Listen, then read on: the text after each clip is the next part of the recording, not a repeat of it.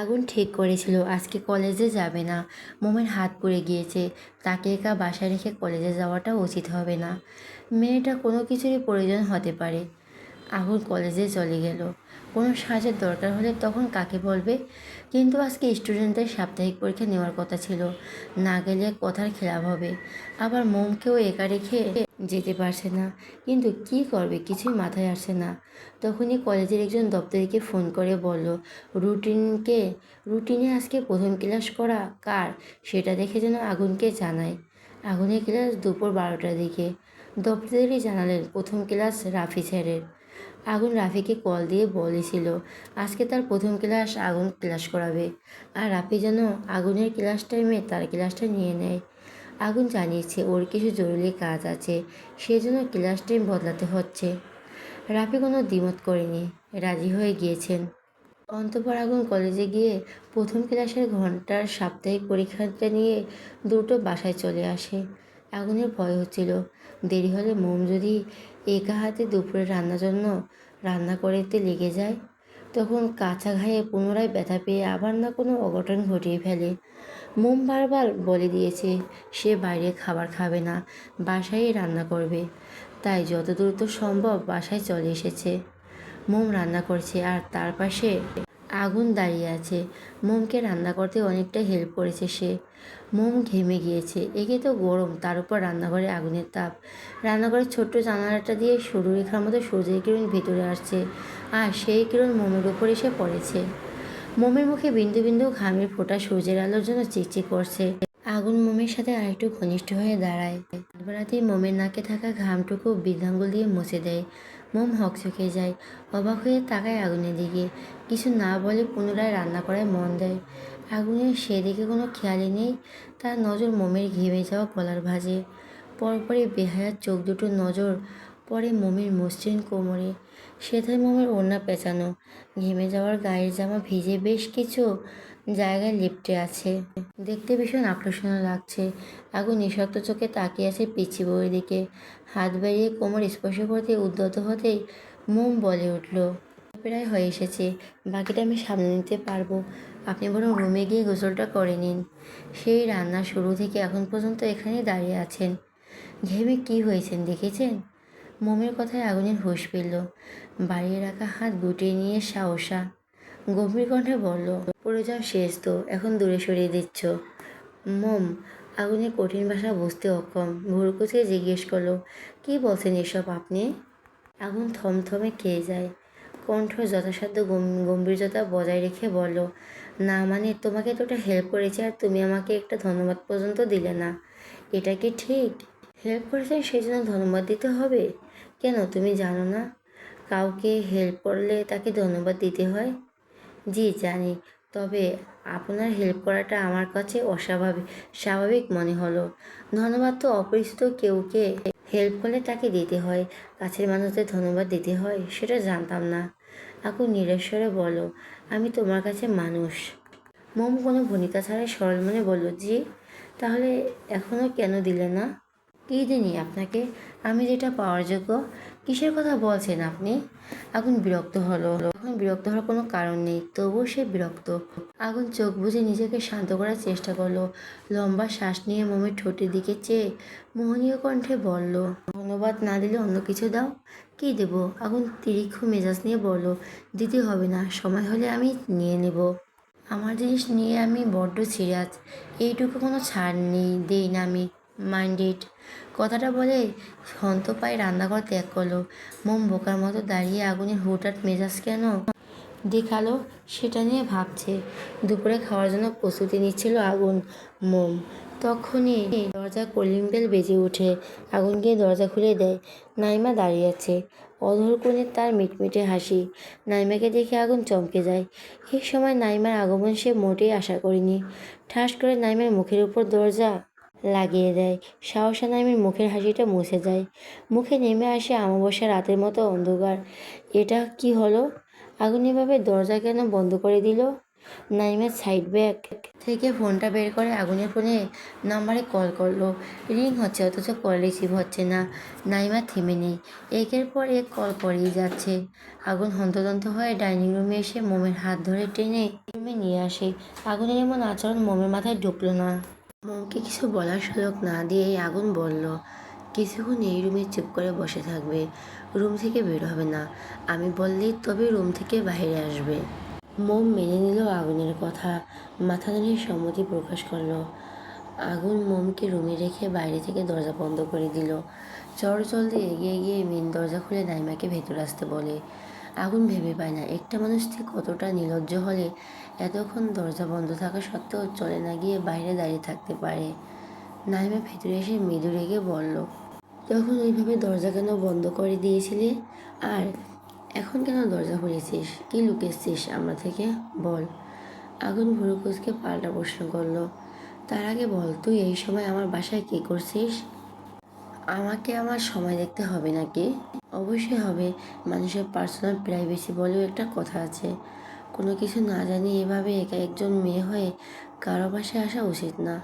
বিষয়টা বিষয়টা তো তখন আরও বেশি সিরিয়াস যখন সেখানে শুধু ছেলে থাকে। নাইমা ভাবলেশীনভাবে বলল, আমি তো কিছু জানি না আর না কোনো কিছু ভাবতে চাচ্ছি। এখন বল, দরজা কেন বন্ধ করেছিলি? আগুন রাশভারী কণ্ঠে জবাব দিল, সেটা বলার তোকে কেন প্রয়োজন মনে করছি না। তুই কিভাবে জানলি আমি এখন বাসায় আছি? তোর কিছু বলা থাকলে বল, তারপর চলে যা। আমি তোর কলেজে গিয়েছিলাম, সেখান থেকে জানতে পারি তুই আরও আগেই বাসায় চলে এসেছিস। ভাবলাম তোর শরীর খারাপ হলো কি না, সেজন্য দেখতে এসেছিলাম। আর তুই আমাকে তাড়িয়ে দিচ্ছিস? হ্যাঁ দিচ্ছি। তোকে না বলেছি হুটহাট আমার কলেজে চলে যাবি না? তবু কেন গিয়েছিস? আমাকে আমার তোকে দেখতে ইচ্ছে করছিল, সেজন্য গিয়েছিলাম। দেখা শেষ, তাহলে এখন চলে যা। এভাবে বলছিস কেন? লাঞ্চ না করাস? অ্যাটলিস্ট এক কাপ কফি তো খাওয়াতে পারিস। আগুন ভুরুকুচকে নাইমার দিকে তাকিয়ে বলল, তপ্ত শ্বাস ছেড়ে বলল, এই ভর দুপুরে কেউ কফি খায়? আচ্ছা বস, আমি বানিয়ে আনছি। আমিও আসি তোর সাথে? No need. Okay. Naima drawing রুমের সোফায় বসে পড়ে। পেছন থেকে আগুনকে ডেকে বলল, তোর জন্য এক কাপ আনিস, একাকিতে ভালো লাগবে না। আগুন কফি বানাচ্ছে, রাগ যেন তরতর করে বেড়ে যাচ্ছে। সেও কিছু বলতে পারছে না, দাঁতে দাঁত চেপে রাগ কন্ট্রোল করার চেষ্টা করছে। নাইমার মনে সন্দেহের বীজ বপন শুরু হয়ে গিয়েছে। আজকে আগুনের আচরণ ওর কাছে স্বাভাবিক লাগছে না। এর আগে অনেকবার আগুনের ফ্ল্যাট এসেছিল দেখা করার জন্য, তখন তো এইভাবে রিয়্যাক্ট করেনি। তাহলে আজকে এমন ব্যবহারের কারণ কি? বাসায় কি এমন কিছু আছে যেটা আগুন তাকে দেখাতে চাচ্ছে না? থাকলে সেটা কি হতে পারে? নাইমা চারপাশ তীক্ষ্ণ দৃষ্টি নিক্ষেপ করে অবলোকন করছে। আগুনের রুমে দেখে দৃষ্টি পড়তেই ভুরু কুঁচকে গেল। আগুন বাসায় একা থাকে, বাইরে থেকে বেডরুমের দরজা আটকানো কেন? রুমে কি আছে? কিছু বোধগম্য হলো না। আগুন কফি নিয়ে এসে নাইমাকে দিল। নাইমা কফিটি নেওয়ার সময় ইচ্ছে করে আগুনের হাতের আঙুল স্পর্শ করে কফির মুখটা হাতে তুলে নেয়। আগুনের কাছে এটা স্বাভাবিক, কফি নেওয়ার সময় হাতে টাচ লাগতেই পারে। তবে সে তো আর জানে না নাইমা এটা ইচ্ছে করে করেছে।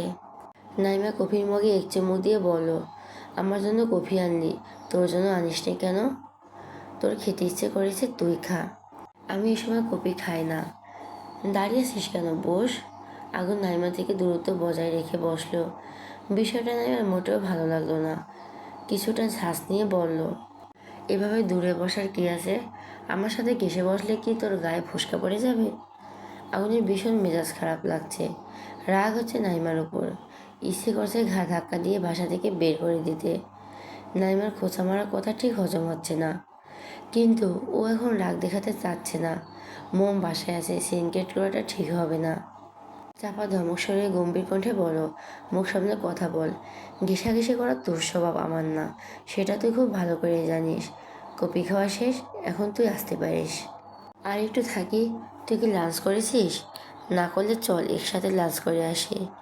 আগুনের কণ্ঠ ফুঁড়ে এবার রাগটা বেরিয়ে আসলো। মৃদু চিৎকার করে বলল, আমি জাস্ট বিরক্ত হয়ে যাচ্ছি নাইমা, তোর আগমনে আমি সত্যি বিরক্ত। আর জ্বালাস না, আমার মাথাটা খুব ধরেছে, রেস্ট নিব, প্লিজ, না ইউ ক্যান লিভ। নাইমা খেয়াল করলো আগুন রেগে যাচ্ছে, তাই আর বেশি ঘাটলো না। ভেবেছিল বেডরুম কেন বাইরে থেকে লক করে রেখেছে জিজ্ঞাসা করবে, সাথে এটাও জেনে নেবে ওই রুমে কি আছে। কিন্তু আগুনে রেগে যাওয়াটা দেখে কথাগুলো গিলে নিল। শুষ্ক ঢোক গিলে মেকে এসে বলল, okay relax, don't be excited. আমি চলে যাচ্ছি, তুই শান্ত হ। নাইমা চলে গেল। আগুন রুমে গিয়ে মোমকে ডেকে নিয়ে আসে। মেয়েটা নিশ্চয়ই খিদে পেয়েছে। আগুন আসতে মোম মিনমিন করে জিজ্ঞেস করলো, কে এসেছিল বাসায়? আপনার পরিচিত কেউ? হ্যাঁ, এখন খেতে চলো। মেয়েটা কে ছিল? আগুন চমকে উঠল, অবাক হয়ে মোমের দিকে তাকায়, তীক্ষ্ণ দৃষ্টিতে চেয়ে বলল, তুমি কিভাবে বুঝলে সে মেয়ে ছিল? মেয়েটা যখন কথা বলছিল তখন তার কণ্ঠস্বর শুনতে বুঝতে পেরেছিলাম। বাহ, আমার বউ তাহলে শুধু ভীতু নয়, বুদ্ধিমতীও। যাক, ভালোই হয়েছে। একটু একটু বুদ্ধি না থাকলে আবার চলবে কি করে? বললেন না তো। মেয়েটি কে? আপনার কি হয়? নাইমা আমার ফ্রেন্ড, স্কুল কলেজে একসাথে পড়াশোনা করেছি, ক্লাসমেটও ছিল। ইন্টার শেষে মেডিকেলে ভর্তি হয়, পেশায় সে একজন ডক্টর। ওহ, খাবে না? জলদি চলো, ক্ষুধা পেয়েছে তো। চলুন।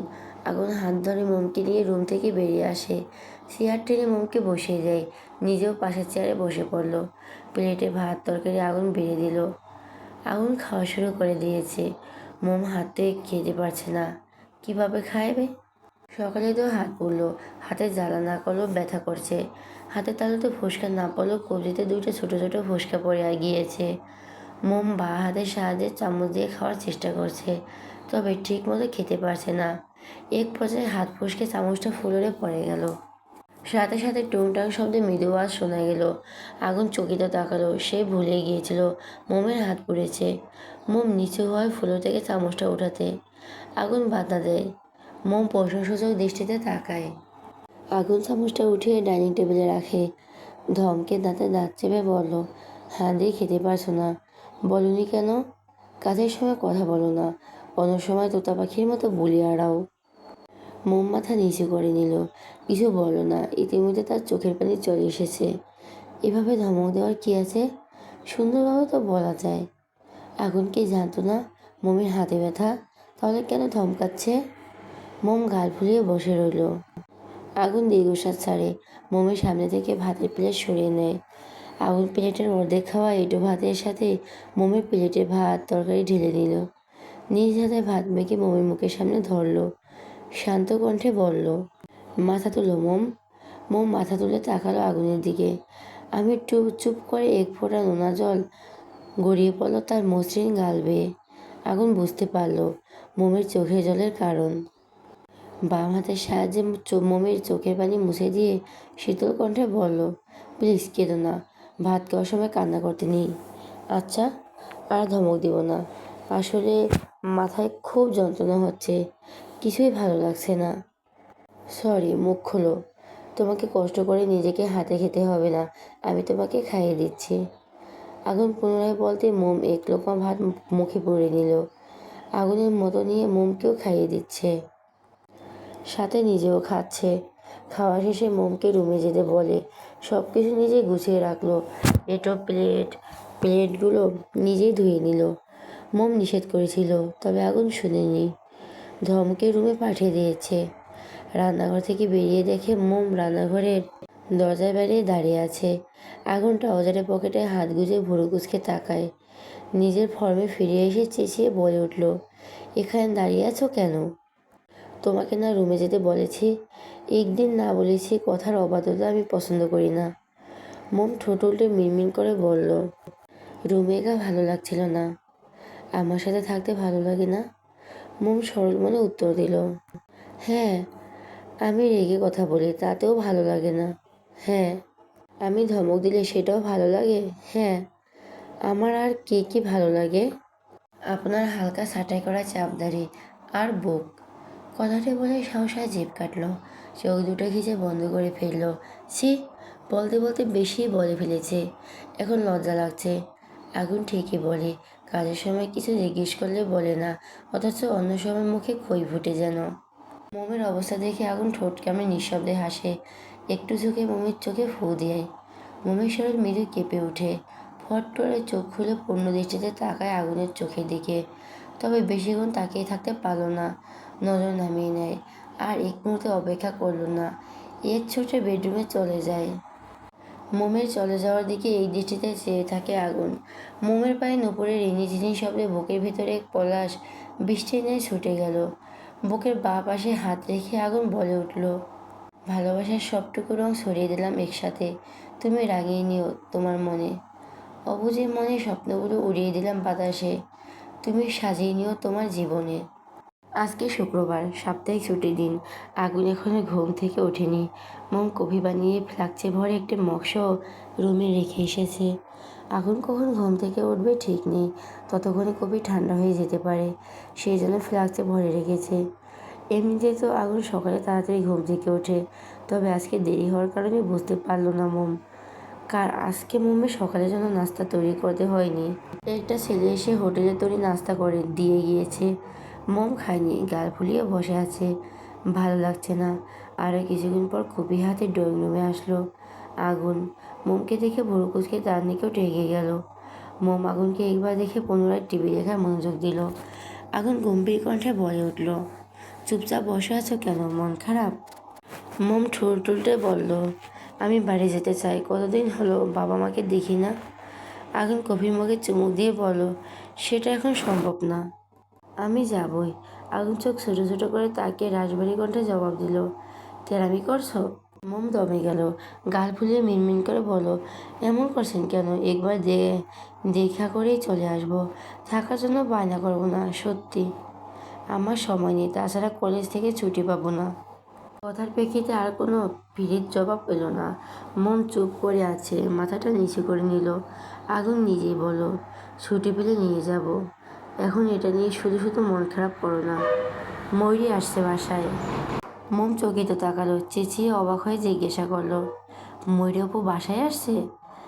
আগুনের মেজাজ খারাপ হলো, দাঁতের দাঁত চেপে বলল, এভাবে চেঁচাচ্ছ কেন? আর আসবে মানে কি? হ্যাঁ, তুমি কি চাও না তারা আসুক? ওকে আমি তোমার আসতে নিষেধ করে দিচ্ছি। মোম ছটফট করে বলল, না না, নিষেধ কেন করবেন?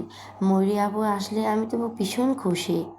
আপু একাই আসবে, আর কেউ আসবে না? কবিদের শেষ চুমুক দিয়ে আগুন বলল, মনে হয় বাবা মা আয়মান সহ সবাই আসবে। ময়ূরী ফোন করে বলল, আজকে এ বাসায় আসবে। সবাই আসলে খুব ভালো হবে, কত মজা হবে। ওনারা যেহেতু সবাই আসছে, আপনি বরং কিছু বাজার নিয়ে আসুন।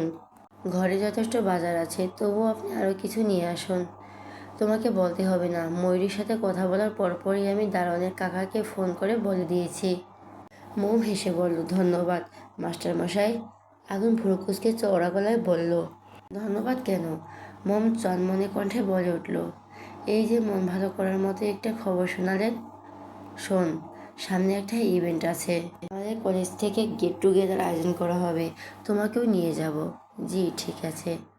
আগুন উঠে দাঁড়ালো, যেতে যেতে শান্ত কণ্ঠে বলল, মাস্টারমশাই, ডাক্তার খারাপ না, চাইলে তুমি আমাকে এই নামে সমাধান করতে পারো।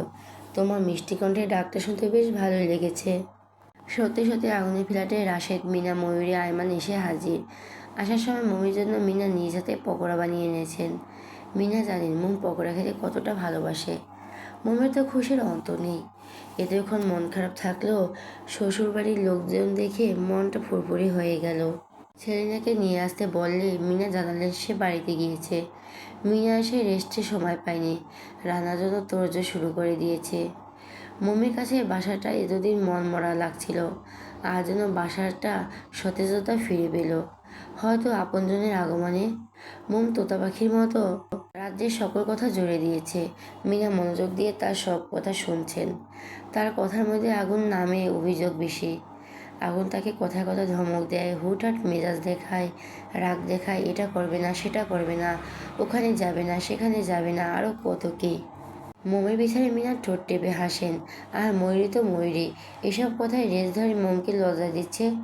অজ্ঞাতা মোম আর কথা বাড়ালো না, চুপ হয়ে যায়। মিনা বললেন, মোম, তোমার শ্বশুরকে চায়ের কাপটা দিয়ে আসো, আর এই পকোড়াগুলো আয়মানকে দিও। ছেলেটা সকাল কিচ্ছু খায়নি। জি যাচ্ছি। রাশেদ আয়মান আয়মান যে রুমে থাকতো সেই রুমে রেস্ট নিচ্ছেন। মোম গিয়ে দরজায় নক করে ভেতরে প্রবেশ করার অনুমতি চাইল। মোমকে দেখে রাশেদের অদরে কোণে হাসি ফুটে উঠল। হাত দিয়ে ইশারা করে কাছে যেতে বললেন। মোম ছোট ছোট কদম ফেলে এগিয়ে যায়। রাশেদের হাসি মুখে বললেন, বসো মা। মোম পাশেই বসলো। এক হাতে উঠে মোমের মাথায় হাত রাখলেন। আলতো করে মাথায় হাত বুলিয়ে শান্ত কণ্ঠে বললেন, অনুমতি চাওয়ার কি আছে? বাবার রুমে মেয়ে আসবে, তাতে অনুমতি নিতে হয় বুঝি? দেখো না, ময়ূরী বিনা অনুমতিতে আমার রুমে এসে পড়ে। তুমিও তো আমার আরেক মেয়ে, তাই না? আমি তো তোমাকে আমার মেয়েই মনে করি, কিন্তু তুমি কি আমাকে আজও বাবা মনে করো? ছি, এভাবে বলছেন কেন বাবা? আমি আপনার বাবাই মনে করি, তবে ছোটবেলা থেকে মা শিখিয়েছে অনুমতি ছাড়া কারো রুমে যেতে নেই।